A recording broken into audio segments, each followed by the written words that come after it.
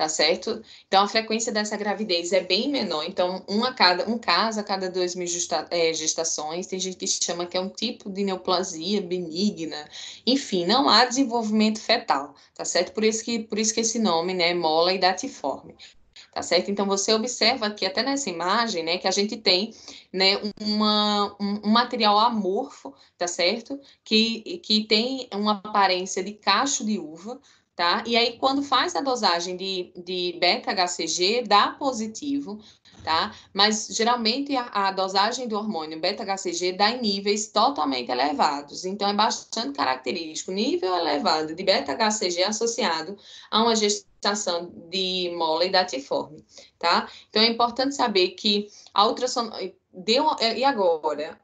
O beta-HCG deu muito elevado, né? Mais do que o valor esperado. Então, é importante fazer ultrassonografia para poder, né, diferenciar que, na verdade, o que está ali, né, é um material totalmente amorfo, que é semelhante a cacho de uva, mas que não tem características de uma gravidez normal, tá certo? Tem características de uma gravidez molar. Tá? Então, quais são os sintomas, né? Sangramento sem dor. Então, a mulher vai dizer que está sangrando, mas não está tendo cólicas, né? Outra coisa, a mulher pode sim eliminar essas vesículas, né? Que são semelhantes a cacho de uva. Então, a mulher vai dizer que tá eliminando uma coisa estranha. Então, você se atenta porque pode ser. Aí você lembra, né? É uma coisa pequena, né? Transparente, pode sair um pouquinho ainda com um pouco de sangrado, né? Melado, mas aí que parece um cachinho de uva um pouco menor, se ela dizer sim, pode ter certeza que ela está eliminando essas vesículas, tá? Anemia, é algo característico, porque ela vai ter esse sangramento indolor, incontrolável, não diria incontrolável, né? Um sangramento indolor, mas que já vai estar durante uma quantidade de tempo considerável, além disso, associado a náuseas e vômitos. Então, você observa aqui, tá? Uma mola, né, hidatiforme, com essa característica dessa vesícula, né? Aqui a gente tem uma mola hidatiforme completa. Por quê? Porque a gente não tem características, né, nem desenvolvimento semelhante a feto, tá certo? Aqui a gente tem uma placenta normal e aqui desse lado você observa uma mola hidatiforme parcial, tá? Então você observa como a placenta não tem características, né? Ela tem ainda esse aspecto de uva, se você observar aqui granular, tá? Na placenta. É uma placenta amorfa, o desenvolvimento fetal é totalmente incompatível e incoerente, tá? Com o desenvolvimento normal. Então, na mole hidatiforme, né, a anticoncepção deve ser iniciada no máximo 15 dias após o esvaziamento uterino. Então, é importante, a mulher teve uma mole hidatiforme, é importante, né, 15 dias após, né, esse esvaziamento uterino, iniciar, sim, o tratamento com anticoncepcional, tá? Recomenda-se prescrição, tá? De baixa dosagem, tá? De anovulatório, para que a mulher cesse a ovulação, e baixa dosagem de estrogênio, associado a um tipo, a etinilestradiol, tá bom? Outra característica também, deve-se evitar uma nova gravidez recente, tá? Então, teve um esvaziamento uterino associado à mole datiforme, dá um intervalo de pelo menos 1 ano para tentar novamente uma nova gravidez, tá? Dá uma pausa, né, para que haja, né, uma recuperação uterina, para que o útero novamente ele se restitua, para que ele, como é que eu diria, um espaço de tempo adequado para a tentativa de uma nova gestação, tá? Para que houve um esvaziamento uterino, o útero tá limpo, mas ele precisa retornar às suas condições favoráveis para que haja o desenvolvimento de uma nova criança, tá bom? Porque causa uma alteração no endométrio importante. E aí, outra gestação em cima de uma mole datiforme. Então, há uma grande probabilidade de haver um aborto nessa nova gestação. Por quê? Porque o endométrio ainda está se reconstituindo, né, adquirindo, né, sua condição fisiológica para que seja favorável para, como é que eu diria, para conseguir conduzir uma gestação. Então, é importante um acompanhamento clínico e laboratorial. Então, a mulher apareceu no serviço, né, com um beta-HCG maior do que os valores normais de referência, né? A mulher relata que está com sangramento, né, não sente dor pode dizer que percebe que está eliminando algo, né, que é semelhante a uma uva, né, que são justamente as vesículas da mola, e ela pode sim dizer que está com esse sangramento e está com enjoo e náuseas. Então é importante fazer uma ultrassonografia para comprovar, né, esse diagnóstico de mola hidatiforme. Tá? E aí encaminha, imediatamente percebeu na ultrassom algo errôneo, né? Só o fato dela estar sangrando, tá enjoando, né? Tá tendo esses episódios de vômitos frequentes e tá com o beta-HCG acima do normal, então já fatores decisivos para se encaminhar a mulher para o serviço de alto risco, tá bem? Então, a gente tem a classificação, né, de alterações de síndromes hemorrágicas na segunda metade da gestação. Então, é característico, né, placenta prévia, tá? Ou característico também o deslocamento prematuro da placenta. Outro que é bastante característico, a ruptura uterina e a vasa prévia. Tá? Então, a gente tem, na segunda fase gestacional, a gente tem essas quatro síndromes hemorrágicas bastante evidenciadas durante a gestação. Então, é importante saber isso, né? Que são as principais causas de internação durante o período gestacional. Então, essas quatro condições são muito frequentes, né? E levam muito as mulheres a internamento, tá bem? Então, o que seria placenta prévia, professora? Então, placenta prévia, né? Esse nome prévia advém, né, de uma fixação a fixação da placenta, a implementação dela ocorre no segmento inferior do útero, né? E aí nas fases, né, principalmente nas fases do parto, né, na terceira fase do parto, o que é esperado, né?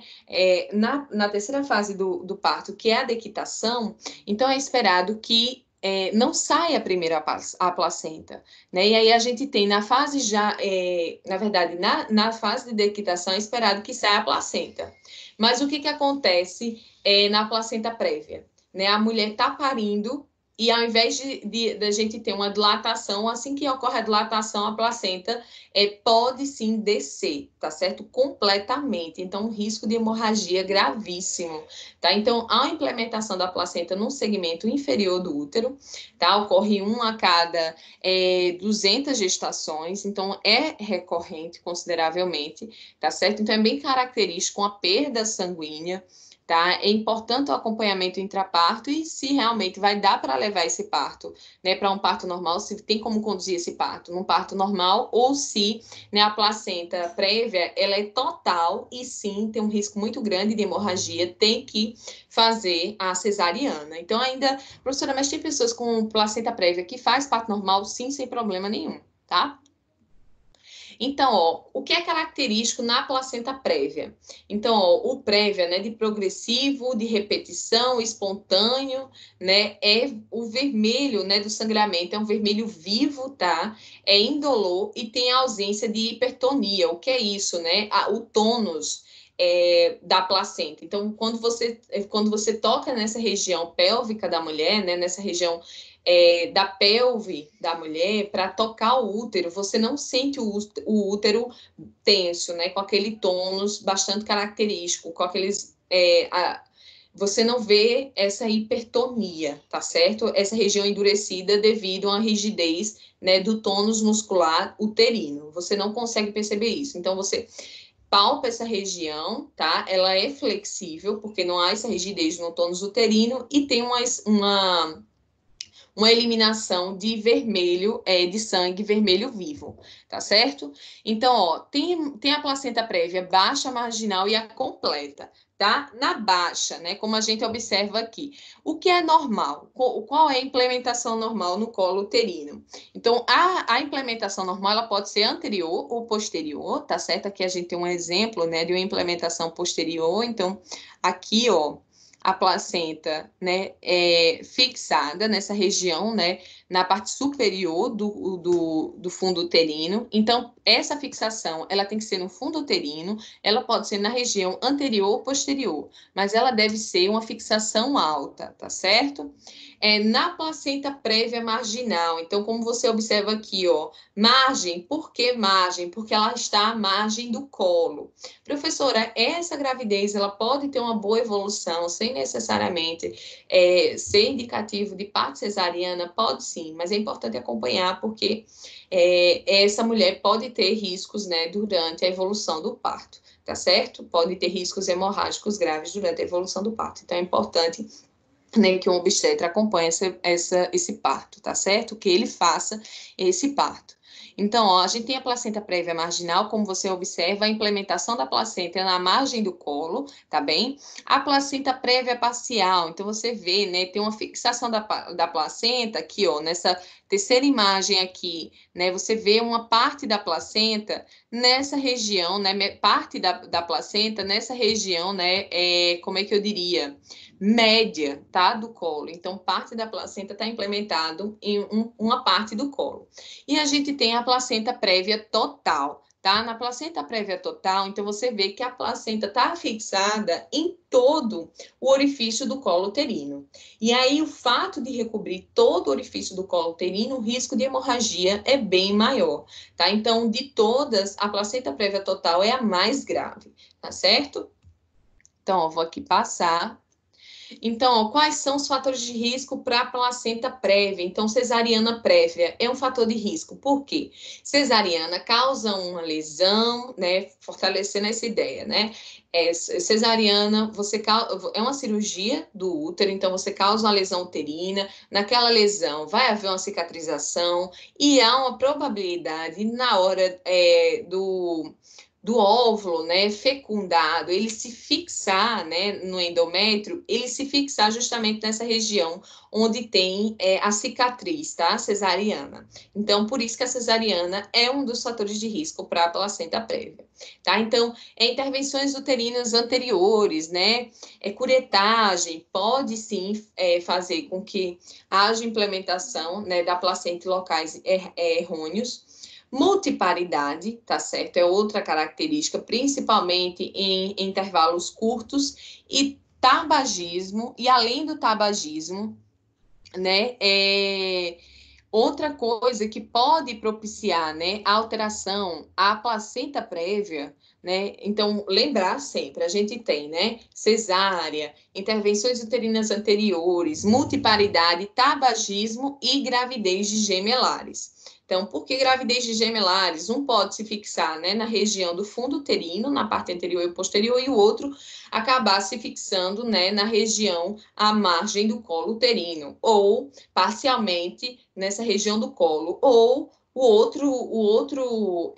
outro feto se fixar totalmente nessa região do colo uterino. Então, por isso que gravidez gemelar pode sim ter uma grande probabilidade de ter placenta prévia como uma condição associada, tá certo?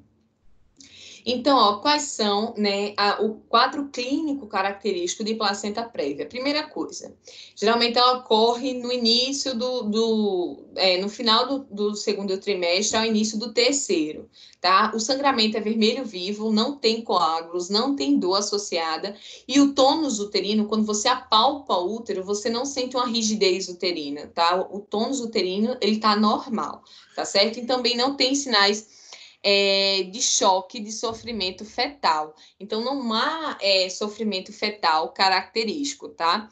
Professor, o que pode ocorrer na placenta prévia, né?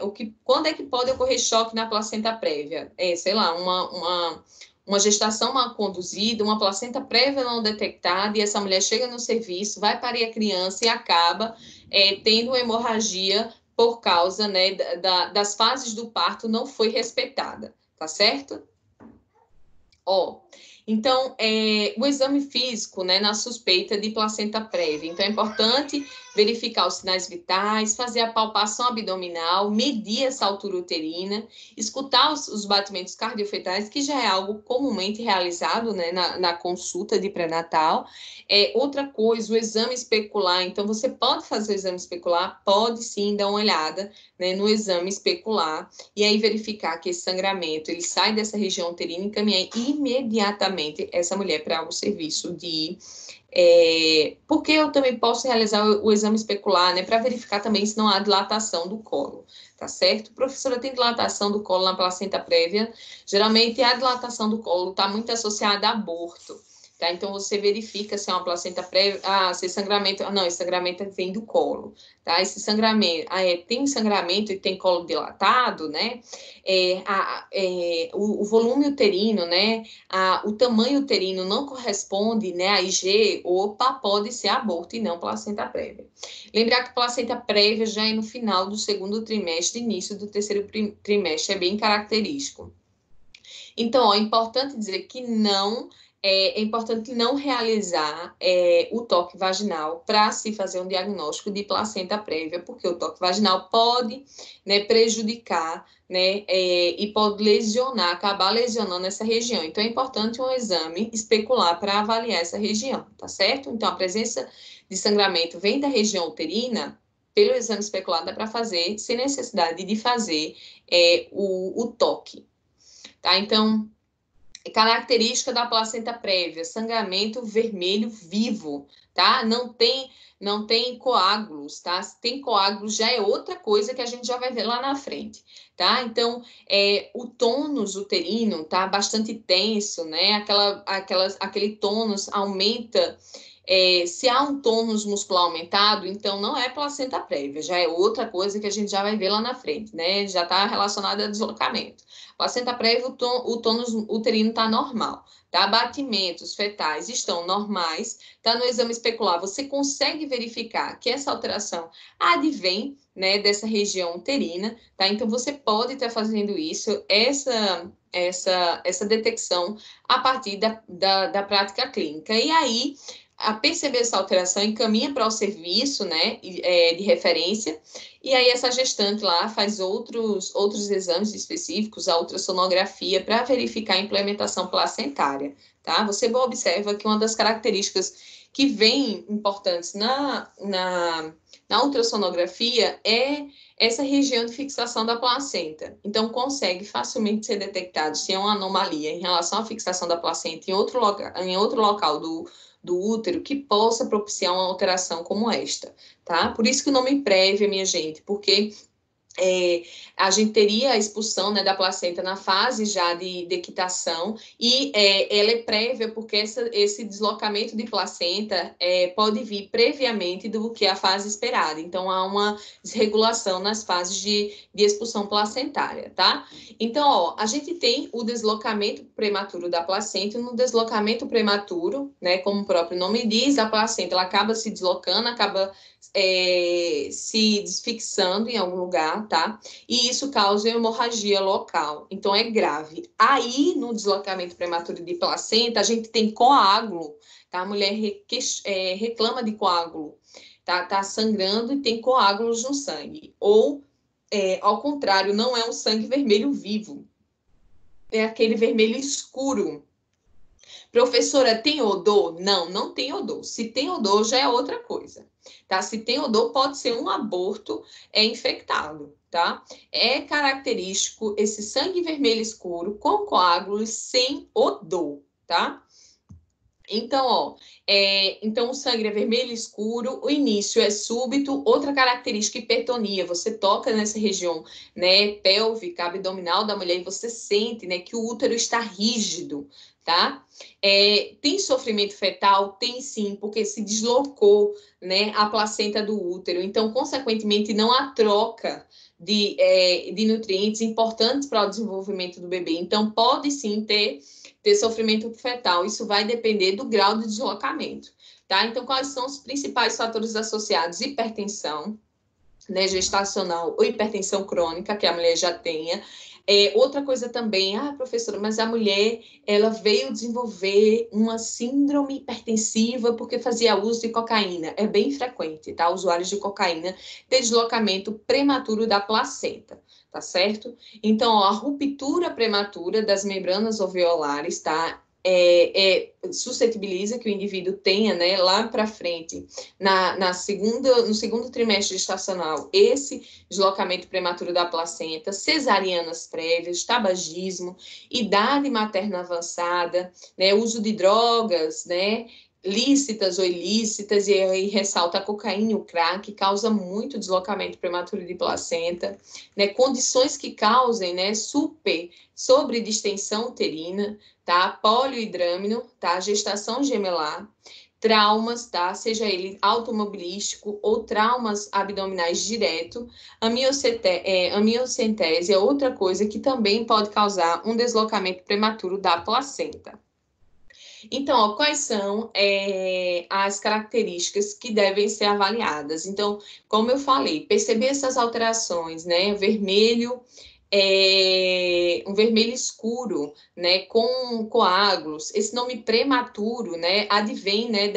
Do deslocamento anterior ao processo de parto, né?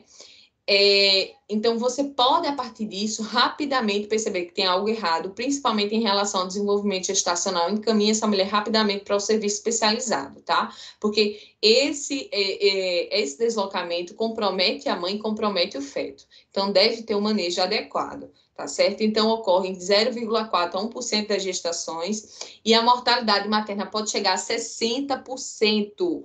Por quê, professora? Porque está relacionada à perda de sangue da mulher, tá? É um deslocamento abrupto que não foi um desenvolvimento normal, tá? É algo patológico e pode levar, sim, à perda específica de sangue pela mulher. Então, atinge 2,1% das hipertensas, tá?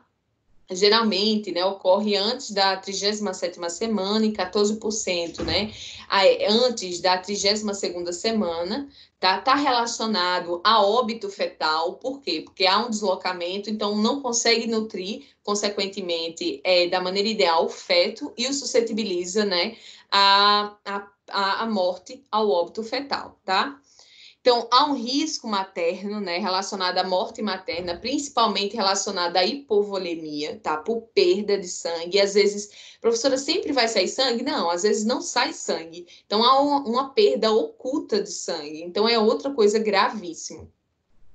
Então, ó, qual é a avaliação clínica, né? É importante, né, avaliar em relação à hemorragia da mulher anterior ao parto, tá certo? Então, a mulher começa a apresentar hemorragia grave anterior ao parto. Opa, ela poderia ter uma placenta, um deslocamento prematuro da placenta que não foi identificado. Tá certo? Então, é importante avaliar a história, sinais e sintomas, né? A extensão dessa hemorragia, como é que você verifica a extensão dessa hemorragia, né? É importante ver a ultrassonografia para ver o grau de comprometimento e até para avaliar a vitalidade fetal, tá? A condição cardiovascular materna, né? Se a mulher apresenta alguma alteração, alguma doença cardiovascular e o bem-estar fetal. Então, batimento fetal, a vitalidade fetal. Então, é bom fazer uma ultrassonografia, tá?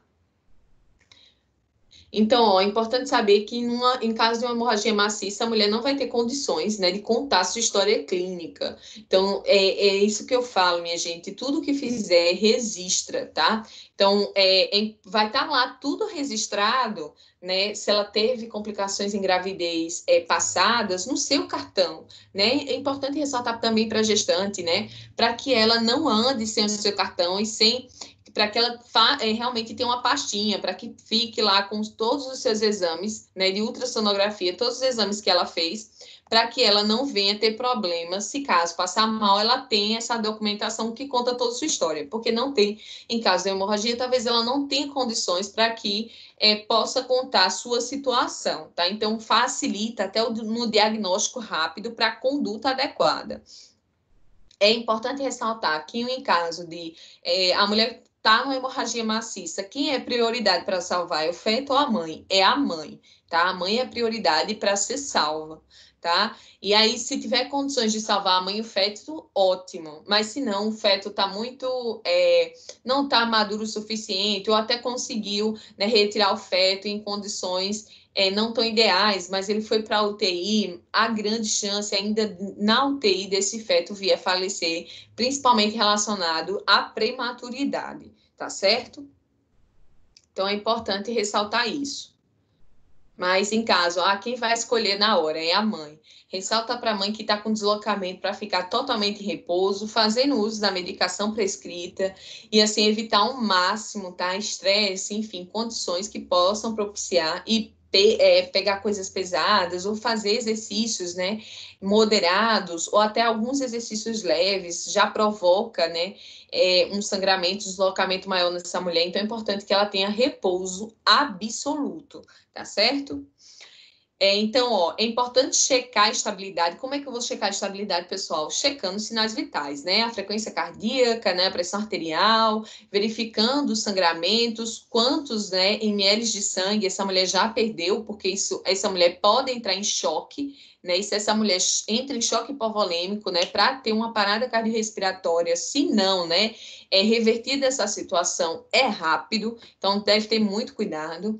Avaliar a presença de dor, porque geralmente tem dor, essa região, né, uterina fica bastante enrijecida, a mulher queixa-se de dor, tá enrijecida porque tem uma hipertonia uterina, né, se tem sangue saindo, o sangue é escuro, tá, se não tem sangue saindo, então o sangue está sendo retido em uma parte, a placenta está deslocada, possivelmente, né, nessa região do fundo uterino, e aí o sangue não consegue sair, tá, ao contrário de deslocamentos quando são mais para essa região nessa região do término do útero, porque aí tem como sair pela região do colo. Então, isso, a saída de sangue ou não vai depender do grau de deslocamento e aonde foi deslocado, tá? Então, é importante avaliar a história clínica da mulher, fazer o exame físico, tá? Correto, e também solicitar exames adequados, né? Ultrassonografia, cardiotografia, coagulograma, para avaliar o estado, né, de saúde, tanto materno como fetal, tá? Então, qual é a característica clínica, né? Qual é a história clínica que uma mulher com deslocamento prematuro da placenta apresenta? Então, sangramento súbito, o volume, professora, obrigatoriamente deve ser intenso? Não, o volume é variável, tá? Então, pode coagular facilmente, a mulher pode ter uma boa coagulação se fixar na lista, se apenas um pequeno deslocamento da placenta, que ela pode conduzir, né, a sua gravidez até o final. Mas tem deslocamento que é grande e por ser extenso, né, o volume de sangue, né, que ocorre, né, que o volume hemorrágico, né, desse deslocamento entre a placenta e o útero vai ser enorme, e aí você tem um sangramento maciço, tá, que pode até ficar retido, tá? Então, isso é gravíssimo. Então, a dor abdominal que não passa, tá? A mulher, às vezes, dói só em você tocar, é superficial nessa região abdominal, tá? Outra coisa é essa dor lombar, e a mulher tem, né, essas contrações, né, devido a essa hipertonia, né, do útero. Outra coisa, né? Essa dor à palpação, eu já falei, dor à palpação superficial, ela tem uma hipertonia, né? Ela tem uma hipotensão ou hipertensão. Por quê? Porque geralmente na primeira fase que você começa a perder sangue, então é comum ter uma hipertensão. Quando já tem uma hipotensão, então o caso já está mais se agravando, tá? 20% apresentam sem sangramentos, tá? E em trabalho de parto. Tá? Então, às vezes, a mulher pode aparentar esse deslocamento, né, essa hemorragia grave de deslocamento prematuro da placenta no parto, né? Então, acabou sendo, como foi um sangue oculto, foi uma pequena dor, às vezes ela não procura o serviço, e aí, quando foi durante o parto, isso começou a se agravar rapidamente, tá? E sofrimento fetal agudo é clássico, porque esse deslocamento pode provocar, sim, um sofrimento do feto, tá? Então, quais são os exames físicos? Então, reanimação, tá, da gestante. Então, é importante a reanimação, né, fazer, principalmente se a gestante vir, né, a ter uma parada cardiorrespiratória. Então, é importante a ressuscitação, tá, a RCP. Então, seguindo as normas, né, abertura de via aérea, checar, primeira coisa, né, a exsanguinação. Então, ela tem um problema grave, né, de exsanguinação. E aí, a gente migra para os próximos passos de reanimação, tá? Verificação dos sinais vitais, o exame obstétrico, ele deve ser feito rigorosamente, então, altura uterina, qual é o batimento cardiofetal, né, se tem uma hipertonia uterina. Professora, por que verificar isso nesse momento? Sim, porque para ver a vitalidade mortalidade fetal, tá? Monitoramento do feto e palpação da abdominal para verificar as contrações, tá? Deixa eu aqui passar. Então, ó, aqui eu falei sobre o exame físico, né? O que a gente faz, tá certo? E aí, o outro passo são solicitar, na verdade, esses passos, eles não são feitos, né? Ah, vou fazer isso agora. Não, imediatamente detectou que a mulher está com esse problema, acesso calibroso, tá certo?